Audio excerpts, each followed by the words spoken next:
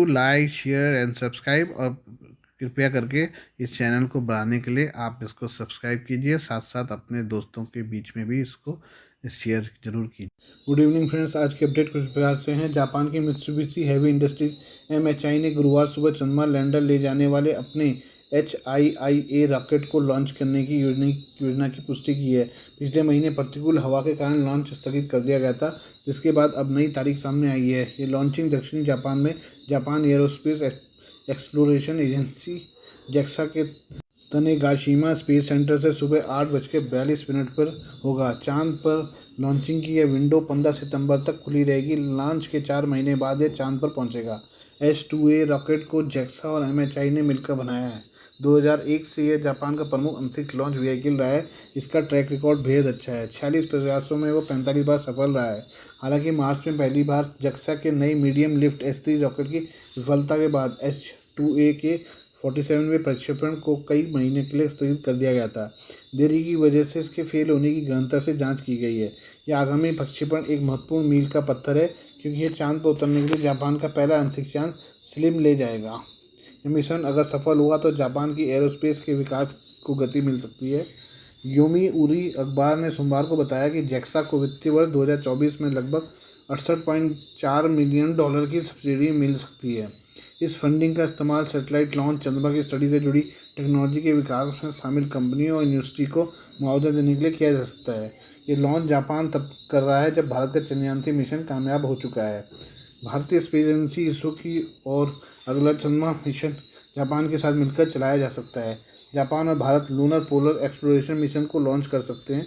दोनों देशों की स्पेस एजेंसियां रोवर और लैंडर का डिजाइन कर रही हैं। रोवर इसरो और JAXA के साथ साथ नासा और यूरोपीय स्पेस एजेंसी के पेलोड भी साथ ले जाएगा।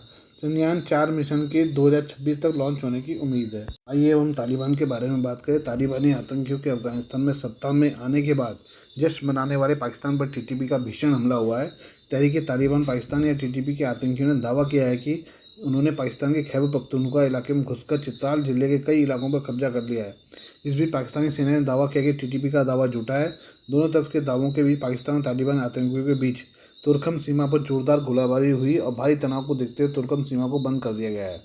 द खोरासान डायरी के मुताबिक TTP के प्रवक्ता और एक प्रमुख कमांडर ने दावा किया कि उसके लड़ाकों ने बहुत बड़ी तादाद में पाकिस्तान और खैबर पख्तूनख्वा प्रांत के चित्राल जिले में प्रवेश किया है। यह इलाका अफगानिस्तान के कुनार, नूरिस्तान और बदख्शान प्रांत से सटा हुआ है। TTP कमांडर ने दावा किया है कि TTP ने चित्राल जिले में एक अभियान शुरू किया है। कई गाँवों पर हमने कब्जा कर लिया है। यह अभियान आज सुबह 4 बजे शुरू हुआ। हम इस अभियान की तस्वीर भी जारी करेंगे, लेकिन अभी वहाँ इंटरनेट की स्पीड बहुत ख़राब है। इस बीच पाकिस्तानी सेना ने दावा किया कि अफगानिस्तान की ओर से फायरिंग की जा रही है और TTP के आतंकी चित्राल सीमा पर देखे गए हैं। उन्होंने कहा कि तालिबान की ओर से की जा रही फायरिंग की चपेट में सेना की एक चौकी भी आ गई, लेकिन कुछ खास नहीं हुआ। उन्होंने कहा कि इसका करारा जवाब दिया जा रहा है। TTP के चित्राल के गाँवों पर कब्जा करने का दावा सच्चाई से परे है। पाकिस्तानी सेना चाहे जो भी दावा करे, लेकिन सच्चाई है कि तुर्कम सीमा को बंद कर दिया गया है। विश्लेषकों का कहना है कि TTP के लड़ाकों को तालिबानी सैनिक मदद कर रहे हैं ताकि वे अफगानिस्तान से लगती पाकिस्तान की सीमा को पार कर जाएं। इसकी वजह से दोनों देशों को बांटने वाली डूरन लाइन पर भारी गोलाबारी हुई है। बता दें कि तालिबानी आतंकी डूरन लाइन को नहीं मानते हैं, पाकिस्तान के कई इलाकों पर अपना दावा करते हैं। अफगानिस्तान में तालिबान के सत्ता में आने के बाद अब तक कई बार पाकिस्तानी सेना से उनकी झड़प हो चुकी है। इससे दोनों देशों के बीच भारी तनाव बना हुआ है। वहीं TTP आतंकी लगातार खूनी हमले कर रहे हैं। आइए अब हम कैंसर के बारे में कुछ थोड़ा सा बात कर लें। कैंसर लगातार युवाओं को अपना शिकार बना रहा है। अपनी तरफ के सबसे बड़े अध्ययन में पता चला है कि 50 साल के कम उम्र के कैंसर पीड़ितों की संख्या में 3 दशक में 80% की बढ़ोतरी हुई है। शुरुआती कैंसर के वैश्विक मामले 1990 में 18.2 लाख थे, जो 2019 में बढ़कर 32.6 लाख हो गए, जबकि 40, 30 या उससे कम उम्र के लोगों की कैंसर से होने वाली मौतों में 27% की बढ़ोतरी हुई है। सोच से पता चला है कि हर साल 50 से कम उम्र के 10 लाख से ज़्यादा लोग कैंसर से मर रहे हैं। एक्सपर्ट अभी भी इन मामलों में बढ़ोतरी के पीछे के कारणों को समझने की शुरुआती चरण में है। BMJ ऑन्कोलॉजी में प्रकाशित अध्ययन के लेखकों का कहना है कि खराब आहार, शराब और तंबाकू का इस्तेमाल, शारीरिक निष्क्रियता और मोटापा इसके कारणों में एक हो सकता है। रिपोर्ट में कहा गया है कि 1990 के बाद से दुनिया भर में शुरुआती कैंसर की घटनाओं और मौतों में वृद्धि हुई है। स्वस्थ खानपान, तंबाकू और शराब के सेवन से दूर रहकर स्वस्थ जीवन शैली को अपनाकर प्रारंभिक कैंसर के बोझ को कम किया जा सकता है। पूर्व में अध्ययनों से ये भी पता चला है कि कुछ दशकों में दुनिया के विभिन्न हिस्सों में 50 साल से कम उम्र के वयस्कों में कैंसर की घटनाएं बढ़ी हैं। वर्तमान में स्टडी स्कॉटलैंड में एडिनबर्ग विश्वविद्यालय, चीन के हांगझो में जेनियांग यूनिवर्सिटी ऑफ मेडिसिन के नेतृत्व में की गई इस अध्ययन में शोधकर्ताओं ने 29 तरह के कैंसर का कवर करने वाले 204 देशों के डेटा का विश्लेषण किया। शोधकर्ताओं ने 1990 और 2019 के बीच बदलाव का पता लगाने के लिए 14 साल से 49 साल की उम्र के सभी लोगों में आए नए मामलों, मौतों और स्वास्थ्य पर होने वाले असर के जोखिम कारणों को देखा। साल 2019 में 50 साल से कम उम्र के लोगों में कैंसर के नए मामलों की कुल संख्या 32.6 लाख थी। 1990 के आंकड़ों की तुलना में यह 79% की बढ़ोतरी है। स्तन कैंसर के मामले बढ़े हैं। 1990 और 2019 के बीच शुरुआती श्वास नली और प्रोस्टेट कैंसर के मामले तेजी से बढ़े हैं। कैंसर से 2019 में 10.09 लाख लोगों की मौत हुई है, जो 1990 से 27% ज़्यादा है। अब हम चीन में बेरोजगारी के बारे में बात करें। चीन में बेरोजगारी एक बड़ा संकट बन गई है, क्योंकि बेरोजगारी का असर युवाओं और अर्थव्यवस्था पर पड़ रहा है। चीन में हर 5 में से 1 को नौकरी नहीं मिल पा रही है और 96 मिलियन शहरी युवाओं में से कम 33 युवा बेकार बैठे हैं। चीन में बेरोजगारी इतनी शर्मनाक स्तर पर पहुँच गई है, जिसे चीनी सरकार को जनता से बेरोजगारी के आंकड़े छिपाने के लिए मजबूर होना पड़ा है। चीन के विशेषज्ञों को आशंका है कि 2023 में बेरोजगारी दर 50% के करीब पहुँच जाएगी। यहाँ तक कि बीजिंग सरकार को भी यह स्वीकार करना पड़ा है कि 2023 के मध्य में शहरी बेरोजगारी दर रिकॉर्ड 21.3% तक पहुँच गई। हालांकि इसके बाद रोजगार डेटा को हटा दिया गया, जिसके कारण चीनी युवाओं में नाराजगी पाई जा रही है। सरकारी आंकड़ों में बेरोजगारी दर 20% से अधिक दिखाई गई है। विशेषज्ञों का मानना है कि ज़मीनी हकीकत बहुत खराब है। चीन में 2 विश्वविद्यालय रोजगार डेटा में हेराफेरी करने में शामिल पाए गए।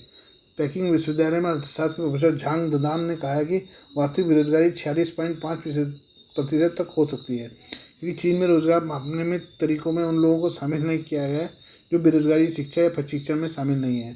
जू जियांग नाम के एक चीनी युवा ने कहा है, मैंने कई बार कोशिश की और मैं चाहता था वो मुझे नहीं मिला, इसलिए मैं एक तरह से हार मान लेना चाहता था। चीन के राष्ट्रीय सांख्यिकी ब्यूरो NBS ने बिना तार्किक कारण बताए रोजगार माप को निलंबित कर दिया। अर्थव्यवस्था समाज लगातार विकसित और बदल रहे हैं। सांख्यिकी कार्यों में निरंतर सुधार की आवश्यकता है। सरकार द्वारा रोजगार डेटा प्रकाशित करना बंद करने के तुरंत बाद चीनी युवाओं ने सोशल मीडिया पर मजबूत विचार व्यक्त करना शुरू कर दिया है। एक ने NBS को मनमौजी कहा और मांगी कि जनता को सच्चाई जानने का अधिकार है। कैसी सन, जो 2 साल से बेरोजगार है, ने कहा वे हर दिन झूठ बोल रहे हैं। आइए अब हम ब्रिटेन के प्रधानमंत्री के बारे में कुछ बात करें। ब्रिटेन के प्रधानमंत्री ऋषि सुनक G20 विश्व नेताओं के शिखर सम्मेलन में हिस्सा लेने के लिए इस सप्ताह के अंत में भारत पहुंचेंगे। नई दिल्ली में अपने रिश्तेदारों से उनका भव्य स्वागत होने की उम्मीद है। एक प्रमुख समाचार पत्र ने पिछले सप्ताह खबर दी थी कि सुनक के रिश्तेदार फूलों के गुलदस्ते के साथ उनका स्वागत करेंगे, उनके लिए दावत का आयोजन करेंगे और पंजाबी संगीत पर नॉन स्टॉप डांस करेंगे। सुनक के पंजाबी मूल के मामा डॉक्टर गौतम देव सूद 65 वर्षीय ने कहा कि उनके आगमन के मौके पर सभी रिश्तेदारों को नई दिल्ली आने को कहा गया है।